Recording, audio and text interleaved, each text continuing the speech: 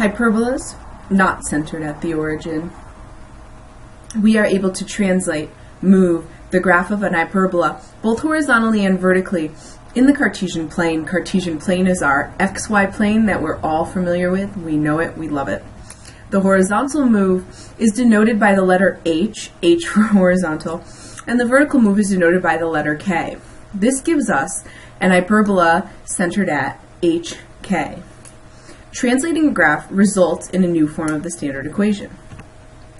The new form of our standard equation is x minus h quantity squared over a squared minus y minus k quantity squared over b squared set equal to 1 for a hyperbola centered at HK with a transverse axis parallel to the x-axis.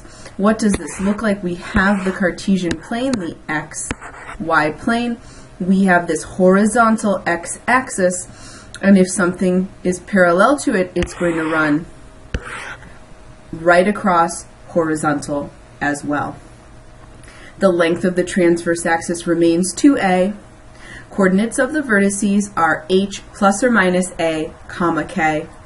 Length of the conjugate axis is still 2b. Coordinates of the co-vertices are h, comma, k plus or minus b. Distance between foci is still 2c, where c squared still equals a squared plus b squared. And the coordinates of our foci are h plus or minus c, comma, k. Slightly different form when we have a transverse axis parallel to the y-axis. And what does that look like? We have our Cartesian coordinate plane, x, y. And if we're parallel to the y-axis, our transverse axis will be vertical. Just like the hyperbola centered at the origin, when we have something with the transverse axis parallel to the y-axis, the y comes first and the x comes second. So we have y minus k squared over a squared minus x minus h squared over b squared equals to 1. Noticing the differences in vertices, co-vertices, and coordinates of the foci. Look at some images of hyperbolas not centered at the origin. We can see in these pictures the origin is this point here. Center of our hyperbola is right there. On this one we have the origin and we have our center. And we can identify all of our different points on these graphs.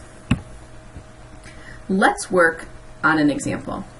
What is the standard form equation of the hyperbola that has vertices at 0, negative 2 and 6, negative 2 and foci at negative 2, negative 2 and 8, negative 2? Step 1, where does the transverse axis lie? The y-coordinates of the vertices and foci are the same.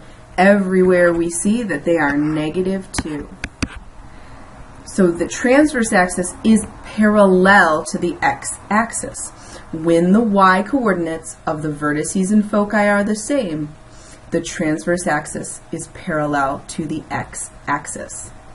This means we have the form of the equation x minus h squared over a squared, the x comes first when we're parallel to the x-axis, minus y minus k squared over b squared equals 1.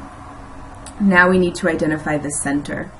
Center is halfway between our vertices, so we apply the midpoint formula. Recall the midpoint formula is first x-coordinate plus second x-coordinate divided by 2, y-coordinate plus second y-coordinate divided by 2. We have here for our vertices 0, negative 2, and 6, negative 2.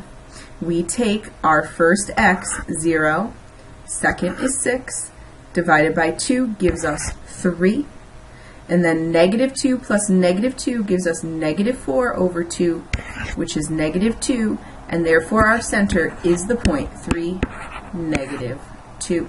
3. We determine the value of a squared. The length of the transverse axis, 2a, is bounded by the vertices. So 2a equals the absolute value of x1 minus x2. Working again with vertices, with our x-coordinates, we have a 0 and a 6. We have 2a equals 0 minus 6 equals the absolute value of negative 6, which gives us 6. we have 2a equal to 6. We divide both sides by 2, and we get a equals 3, and a squared equals 3 squared, which is 9. And feel free at any of these steps to pause the video, use your calculator, do the math yourself, see that what I'm saying is really true. Step 4, we determine the value of c squared. The foci here and here are given by h plus or minus c, comma k, when we have a hyperbola with a transverse axis parallel to the x-axis. Therefore, h minus c comma k equals -2 comma -2, and h plus c comma k equals 8 comma -2. We have to choose one to substitute, doesn't matter. We're going to try h plus c equals 8. So I just pulled that from here. We don't know c. So I can take either h plus c or h minus c, doesn't matter. I just chose h plus c. That corresponds to 8. I have h plus c equals 8. I know from my center that I found hk that h equals 3. So I have 3 plus c equals 8. I take away 3 from both sides. I get c equals 5, and c squared equals 25. 5. We determine the value of b squared using c squared equals a squared plus b squared. To get b squared by itself, I take a squared away from both sides. This gives me b squared equals c squared minus a squared. We just found c squared to be 25. We know that a squared is 9. And we now have b squared equals 16. Our sixth and final step is to substitute the values of h, k, a squared, and b squared into the equation.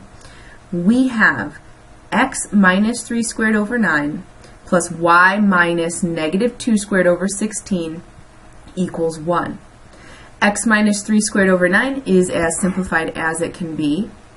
Here we have to do something. We have y minus -2. A minus and a minus gives me a plus. So I rewrite that as y plus 2 squared over 16, and I have my final equation.